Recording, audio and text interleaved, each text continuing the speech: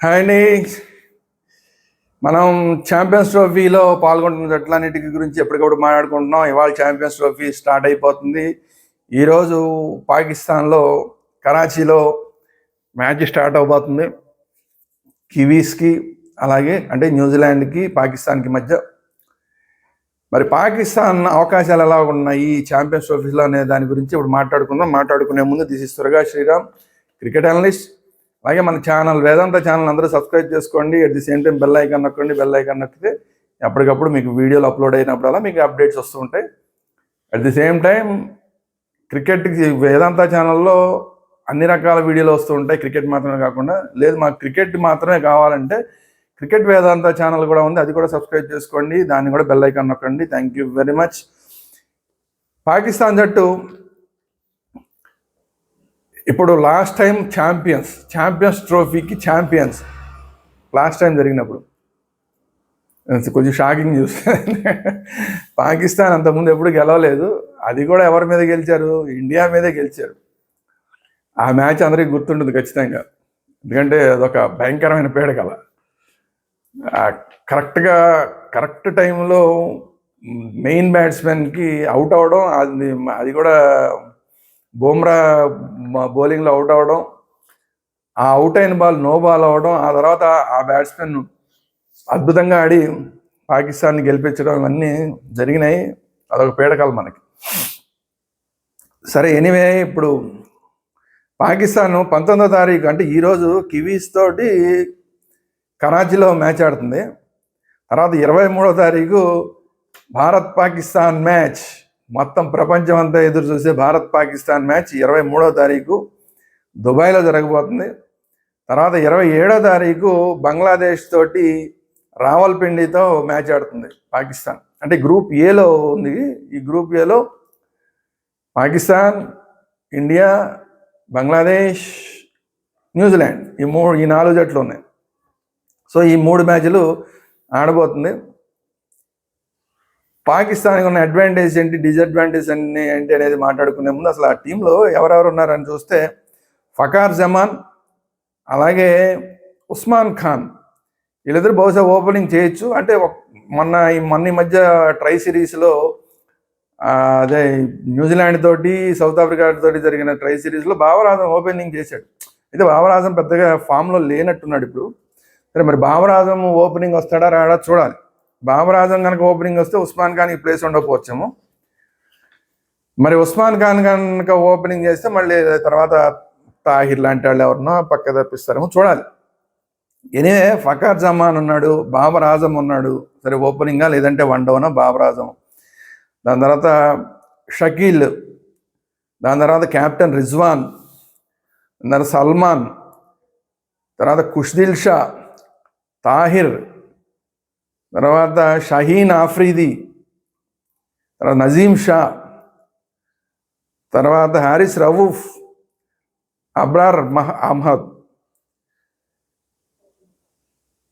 వీళ్ళతోటి team. అయితే చూస్తే ఇప్పుడు మరి పాకిస్తాన్ టీముని చూస్తే వీళ్ళకి కొన్ని అడ్వాంటేజెస్ ఉన్నాయి, కొన్ని డిసడ్వాంటేజెస్ ఉన్నాయి. అడ్వాంటేజ్ ఏంటంటే ముందుగా మెయిన్గా ఏంటంటే పాకిస్తాన్లో ప్రధానంగా అన్ని మ్యాచ్లు భారతదేశం ఆడుతున్న మ్యాచ్లు తప్ప మిగతా అన్ని మ్యాచ్లు కూడా పాకిస్తాన్లో జరుగుతుండటం అనేది పెద్ద అడ్వాంటేజ్ పాకిస్తాన్కి. ఇది కాకుండా లోకల్ పీపుల్ అలాగే సపోర్ట్ చేస్తారు. లోకల్ పాకిస్తాన్లోకి ఆడుతున్నారు కాబట్టి పాకిస్తాన్ వాళ్ళందరూ పాకిస్తాన్ సపోర్ట్ చేస్తారు, అదొక అడ్వాంటేజ్. అది కాకుండా లోకల్గా స్టేడియంస్లో ఉన్న పరిస్థితులు ఏంటి, ఇవన్నీ కూడా వాళ్ళకి తెలిసినంతగా మిగతా వాళ్ళకి తెలియదు. సో అదొక అడ్వాంటేజ్. పిచ్లు కూడా ఫాస్ట్ పిచ్లు తయారు చేసుకుంటారు గ్యారంటీకి. ఎందుకంటే ఈ వీళ్ళ 11 చూస్తే కనుక, ప్లేయింగ్ 11 చూస్తే అబ్రార్ అహ్మద్ తప్ప సరైన బౌలింగ్ చేసే స్పిన్నర్ ఏం లేడు ఎవడు. సో అలాంటప్పుడు ఖచ్చితంగా ఫేస్ మీదే ఆధారపడతారు కాబట్టి ఫేస్ బౌలింగ్ మీద పిచ్లు కూడా ఫేస్ బౌలింగ్ అనుకూలించే పిచ్లు తయారు చేసుకుంటారు. వరల్డ్లోనే చాలా మంచి ఫాస్ట్ బౌలర్లు ఉన్న టీము పాకిస్తాన్ కాబట్టి సో అదొక అడ్వాంటేజ్ వాళ్ళకి అయ్యే అవకాశం ఉంది. At the same time disadvantage ఏంటి అంటే ఇప్పుడు న్యూజిలాండ్ ఇక్కడ అంటే డిసడ్వాంటేజ్ ఏం కాదులే, న్యూజిలాండ్ వాళ్ళు కూడా స్పిన్ బాగానే ఆడతారు, ఇండియా వాళ్ళు అలాగే స్పిన్ బాగానే ఆడతారు. అవి మన మిగతా వాళ్ళందరూ ఇండియన్ సిచ్యువేషన్లో బాగా ఆడేవాళ్ళే. బంగ్లాదేశ్ అంటే ఏషియన్ కంట్రీస్ సిచ్యువేషన్లో ఆడేవాళ్ళు. ఇందులో 3 ఏషియన్ కంట్రీస్ సంబంధించిన వాళ్ళే ఉన్నారు. పాకిస్తాను, అలాగే ఇండియా, అలాగే బంగ్లాదేశ్ 3 కూడా ఈ ఈ వాతావరణానికి అలవాటు పడిపోయిన ఉన్న వాళ్ళు కాబట్టి అది పెద్ద అడ్వాంటేజ్ అవ్వదు. కానీ చూడాలి, అంటే లోకల్గా ఉన్న అడ్వాంటేజ్ ఖచ్చితంగా పాకిస్తాన్కి అడ్వాంటేజ్ అవుతుంది. అయితే వీళ్ళకి ఏదైతే అడ్వాంటేజ్ అవుతుంది అనుకుంటున్నాం, అందులో మళ్ళీ ఆ అడ్వాంటేజ్లో ఇంకో డిసడ్వాంటేజ్ ఏంటంటే వీళ్ళకున్న ఏదైతే అక్కడికి వచ్చి ప్రేక్షకులు ఉంటారో ప్రేక్షకుల నుంచి వీళ్ళకి పాకిస్తాన్ వాళ్ళకి ఖచ్చితంగా సపోర్ట్ వస్తుంది. కానీ అట్ ది సేమ్ టైం పొరపాటున ఎక్కడన్నా ఒక మ్యాచ్ ఓడిపోయారంటే మాత్రం వాళ్ళ మీద వచ్చేంత ట్రోలింగ్లు కానీ వాళ్ళని తిట్లు కానీ మామూలుగా ఉండవు. ఇళ్ళకెళ్ళి కొట్టిన సందర్భాలు కూడా, రాళ్ళేసి కొట్టిన సందర్భాలు కూడా చాలా ఉన్నాయి. సో అదొక డిసడ్వాంటేజ్. ఖచ్చితంగా గెలుస్తున్నంతసేపు సపోర్ట్ చేస్తారు తప్ప ఓడిపోతుంటే మాత్రం ఇంకా ఓడిపోయిన దానికి ఇంకా పుండు మీద కారం చల్లినట్టు ఇంకా ప్రెజర్ పెట్టేస్తారు వీళ్ళందరి మీద. ఆ ప్రెజర్ని తట్టుకోవడం మరీ కష్టం. అదే వేరే దేశాల్లో వాళ్ళు ఓడిపోయిన తర్వాత కూడా అటు తిరిగి ఆ టోర్నమెంట్లో ఓడిపోయిందా ఎప్పుడో నెల రోజులకు కానీ పాకిస్తాన్కి వెళ్ళరు. ఎందుకంటే వెంటనే వెళ్తే ఇళ్ళ మీద పడి కొడతారని. కానీ ఇప్పుడు పాకిస్తాన్లోనే మ్యాచ్లు జరుగుతున్నాయి. ఇది పారిపోదామన్న అవకాశం లేదు, వేరే దేశాలకు పారిపోవడానికి కూడా అవకాశం లేదు. సో ఓడిపోయారంటే మాత్రం 1 మ్యాచ్ 2 మ్యాచ్లు, అందులో భారతదేశం మీద 2వ మ్యాచ్, న్యూజిలాండ్ మీద ఇప్పుడు ఫస్ట్ మ్యాచ్ ఓడిపోయి 2వ మ్యాచ్ ఇంకా ఇండియా మీద కూడా ఓడిపోయారు అనుకోండి, అసలు 3వ మ్యాచ్ బంగ్లాదేశ్ మీద ఆడడానికి కూడా కష్టమే. అట్లాంటి పరిస్థితులు ఉంటాయి. సో ఆ టెన్షన్ ఒకటి ఉంటుంది, మ్యాచ్ టెన్షన్. అది కాకపోతే ఏంటంటే వీళ్ళకి ఐసీసీ ట్రోఫీల్లో బాగా ఆడే ఒక లక్షణం ఒకటి ఉంది. మిగతా మ్యాచ్ల్లో ఎలా ఆడినా కూడా లోకల్గా జరిగిన మ్యాచ్ల్లో అంటే పాకిస్తాన్లో జరిగిన మ్యాచ్లో ఒక్కోసారి ఓడిపోయినా కూడా ఐసీసీ టోర్నమెంట్లో వచ్చేసరికి బాగా ఆడతారు. సెమీఫైనల్స్ దాకా అలా ఈజీగా వచ్చేస్తుంటుంది పాకిస్తాన్. సో ఆ లక్షణం ఏదైతే ఉందో అది వీళ్ళకి ఒక అడ్వాంటేజ్. కాకపోతే ఏంటంటే పెద్దగా ఈసారి ఆల్రౌండర్ లేకపోవడం ఒక ప్రధానమైన లోపం. సరే ఏదో వేస్తారు బౌలింగ్ అనే వాళ్ళు తప్ప, అంటే స్పిన్నర్లు ఎవరున్నారు? అబ్రార్ అహ్మద్ ఒక్కడే కనబడుతున్నాడు. కొంచెం ఇతను స్పిన్నరు అన్న బోర్డు పెట్టుకుని బౌలింగ్ వేసే స్పిన్నరు అబ్రార్ అహ్మద్ ఒకటే కనబడుతున్నాడు. అతను కూడా గొప్ప స్పిన్నర్ అని చెప్పడానికి అవకాశం లేదు. ప్రపంచ స్థాయి స్పిన్నర్ ఏం కాదు. ప్రపంచ స్థాయి ఫాస్ట్ బౌలర్లు ఉన్నారు కానీ ప్రపంచ స్థాయి స్పిన్నర్లు లేరు ఇప్పుడున్న పాకిస్తాన్లో. గతంలో అద్భుతమైన స్పిన్నర్లు ఉండేవాళ్ళు.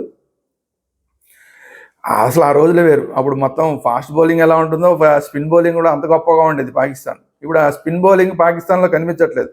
సో అబ్రార్ అహ్మద్ ఒకటే ఉంటున్నాడు. తర్వాత మిగతా వాళ్ళందరూ పార్ట్ టైం బౌలర్లే వేయాల్సి వస్తుంది స్పిన్. సో ఆల్రౌండర్లు లేరు. ఉన్నవాళ్ళు ఫాస్ట్ బౌలర్లు పెద్ద ఆల్రౌండర్లు అంటే షాహీన్ ఆఫ్రిది పెద్ద ఆల్రౌండర్ కింద లెక్క ఎక్కలేదు. నజీమ్ షా కూడా అంతే. కొద్దిగా హారిస్ రవూఫ్ అంతంత మాత్రం. వీళ్ళందరూ కూడా అసలు పక్కా ఆల్రౌండర్ కింద ఎవరిని లెక్కేయడానికి లేదు. సో అందువల్ల ఏంటంటే ఆల్రౌండర్లు లేని కొరత అనేది ఖచ్చితంగా ఈ టీంని దెబ్బ కొడుతుంది. స్పిన్నర్లు లేని కొరత ఒకటి దెబ్బ కొట్టే అవకాశం ఉంది. ఎందుకంటే స్పిన్నర్లు ఉంటే కాస్త కోస్త ఇక ఏమన్నా న్యూజిలాండ్ ఏమన్నా ఆపచ్చేమో తప్ప అది కూడా బాగానే ఆడతారు. మిగతా ఇంగ్లాండ్ కానీ సౌత్ ఆఫ్రికా కానీ లేదంటే ఆస్ట్రేలియా కానీ వాళ్ళతో పోల్చుకుంటే వాళ్ళ మీద ఖచ్చితంగా బెటర్గానే ఈ స్పిన్ బౌలింగ్ని ఆడతారు న్యూజిలాండ్ వాళ్ళు. అది కాకుండా ఈ ఏషియన్ కంట్రీస్లో రెగ్యులర్గా ఆడడం అనేది వాళ్ళకి ఒక అలవాటు ఉంది కాబట్టి ఈ పిచ్ల మీద కూడా బాగా అలవాటు వాళ్ళందరికీ. సో అందువల్ల ఈ కివీస్ని ఓడించడం కూడా అంత ఈజీ ఏం కాదు. అందులో మొన్నే ఓడిపోయారు న్యూజిలాండ్ మీద. మొన్న ట్రై సిరీస్లో 2 సార్లు ఓడిపోయారు. అలా 2 సార్లు ఓడిపోయి ఇప్పుడు మళ్ళీ 3వసారి ఐసీసీ టోర్నమెంట్లో ఆడతారు. ఇదొక పెద్ద మొన్నటిదా ఇప్పటికే పాకిస్తాన్లో కోపం ఉంది. న్యూజిలాండ్ మీద మనం ఓడిపోయారు వరుసగా 2 సార్లు కోపం ఉంది. మరి అసలు ఇప్పుడు ఇవాళ న్యూజిలాండ్ మ్యాచ్లో ఆడుతుంటే పాకిస్తాన్ ఎంతవరకు సపోర్ట్ చేస్తారు, లేదంటే కొంచెం ఎక్సెక్కాలు చేస్తారా ఏంటి అనేది చూడాలి. ఇది కాకుండా ఏంటంటే పెద్ద డిసడ్వాంటేజ్ ఏంటంటే పాకిస్తాన్లో ప్రతివాడికి ఒక యూట్యూబ్ ఉంటుంది. ఈ ప్లేయర్స్కి కూడా యూట్యూబ్లు ఉన్నాయి. ఎవరికాడికి మాజీ ప్లేయర్స్ అందరూ కూడా యూట్యూబ్ ఛానల్స్ పెట్టేసుకుని ఆ యూట్యూబ్ ఛానల్స్లో ఏమాత్రం సరిగా ఆడకపోయినా కూడా వ్యక్తిగతంగా కూడా తిట్టేస్తుంటారు ఆ ప్లేయర్లు. మనకి ఇక్కడ ఇండియాలో ఎక్కడ కూడా వ్యక్తిగతంగా తిట్టడం అనే కార్యక్రమం ఉండదు. సరే బాగా ఆడలేదా దాని మీద రివ్యూలు ఉంటాయి తప్ప వ్యక్తిగతంగా తిట్టడం ఉండదు. కానీ అక్కడ వ్యక్తిగతంగా తిట్టేస్తారు.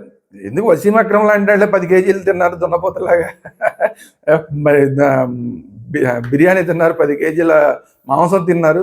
మరి అదంతా ఎక్కడికి పోయిందో ఏంటో అని ఒకసారి మాట్లాడాడు.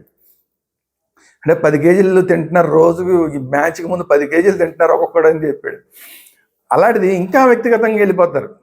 అందులో కూడా కొంతమంది కొన్ని యూట్యూబ్ ఛానల్స్లో ఏంటంటే 3-4 ఈ ప్లేయర్లు, పాకిస్తాన్ మాజీ ప్లేయర్లు అందరూ కూర్చొని తిట్టకుండా తిడుతుంటారు అందరిని. సో అందువల్ల అదొక వీళ్ళకి పెద్ద టెన్షన్. ఏమాత్రం సరిగా ఆడకపోయినా కూడా అసలు టీంలో ప్లేస్ పోయేంత దారుణంగా తిడతారు. అలాంటి పరిస్థితులు ఉంటాయి. సో అదొక టెన్షన్ ఉంటుంది వీళ్ళకి. సో ఈ వీటన్నిటి మీద కూడా ఓన్లీ వీళ్ళకి అడ్వాంటేజ్ ఏంటి అంటే పోనీ బాబర్ ఆజం పోనీ స్టార్ ప్లేయర్ వాళ్ళకి. బాబర్ ఆజం ఏమో ఇప్పుడు పెద్ద ఫామ్లో కనిపించట్లేదు. బాబర్ ఆజం పెద్ద పెద్ద టీముల మీద బాబర్ ఆజం ఎప్పుడు సక్సెస్ అవ్వడు. ఏదో చిన్న చిన్న టీముల మీద ఆడి వాళ్ళ మీద ఏదో శ్రీలంక మీద, లేకపోతే ఆఫ్ఘనిస్తాన్ మీద, ఇంకా మాట్లాడితే నేపాల్ మీద, అలాంటి చోట్ల సెంచరీలు కొడతాడు. కానీ పెద్ద మ్యాచ్లు వస్తే పెద్ద మ్యాచ్లు ఏనాడు బాబర్ ఆజం పెద్ద స్కోర్లు చేయడు. ఇప్పుడు మరి ఐసీసీ టోర్నమెంట్ అన్ని పెద్ద టీంలే ఉంటాయి. మరి ఏమాత్రం బాబర్ ఆజం మామూలు అప్పుడే బాబర్ ఆజం పెద్ద స్కోర్లు కొట్టాడు పెద్ద టీముల మీద. ఇప్పుడు అసలు ఫామ్లో కూడా పెద్దగా లేడు. మరి బాబర్ ఆజం పరిస్థితి ఏంటి తెలియదు. ఫకార్ జమాన్ని ఆ మధ్య కాలంలో చాలా రోజులు పక్కన పెట్టారు, మళ్ళీ తీసుకొచ్చారు. మళ్ళీ ఏదో కొద్దిగా కొట్టినట్టున్నాడు, ఈ మధ్య కొద్దిగా కొడుతున్నట్టున్నారు, 2 మ్యాచ్లో ఏదో ఆడినట్టున్నాడు.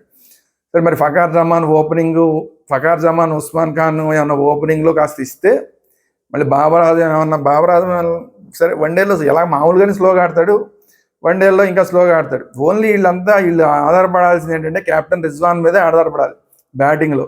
మరి ఒక్క రిజ్వాన్ మీదే ఆధారపడి ఎంతవరకు పాకిస్తాన్ లాగలుగుతుంది, అది కూడా ఛాంపియన్స్ ట్రోఫీలో ఎక్కడ దాకా రాకలాగుతారు అనేది చూడాలి. సో చాలా అడ్వాంటేజ్, లోకల్ అడ్వాంటేజ్ పాకిస్తాన్లో జరుగుతున్నాయి కాబట్టి మ్యాచ్లో ఆ అడ్వాంటేజ్ ఒక్కటి తప్ప ఆల్మోస్ట్ మిగతావన్నీ కూడా డిసడ్వాంటేజెస్ కనబడుతున్నాయి. అంటే పాకిస్తాన్ అని చెప్పడం కాదు, చూస్తున్నారు కదా ఉన్న పరిస్థితులు అలా కనబడుతున్నాయి. సో అందువల్ల ఎంతవరకు నెగ్గుకు రాగలుగుతారు. అసలు ఇది ఈ రోజున్న మ్యాచ్ ఆల్మోస్ట్ క్వార్టర్ ఫైనల్ లాంటిదే. ఎందుకంటే ఈ మ్యాచ్ కనుక పొరపాటున పాకిస్తాన్ ఓడిపోయిందా, కివీస్ మీద ఓడిపోయిందా, నెక్స్ట్ మ్యాచ్ ఆల్మోస్ట్ ఇండియా మీద ఓడిపోయినట్టే లెక్క ఆల్మోస్ట్. ఎందుకంటే అక్కడ దుబాయ్లో గెలవడం కష్టం. ఇక్కడ ఈ మ్యాచ్ ఓడిపోయి ఈ ప్రెషర్ తోటి దుబాయ్ వచ్చి దుబాయ్లో మళ్ళీ ఇండియా మీద గెలవడం అంటే చాలా చాలా కష్టం. సో అందువల్ల ఆల్మోస్ట్ ఈ మ్యాచ్ ఓడిపోతే నెక్స్ట్ మ్యాచ్ చాలా టెన్షన్ అయిపోద్ది. ఆల్మోస్ట్ ఇంకా నెక్స్ట్కి వెళ్ళడం అనేది కొంచెం కష్టం అవుతుంది. ఆ తర్వాత సరే ఇంకా బంగ్లాదేశ్ మీద గెలుస్తారు కానీ గెలిచిన ఉపయోగం లేదు, అలాగైపోతుంది.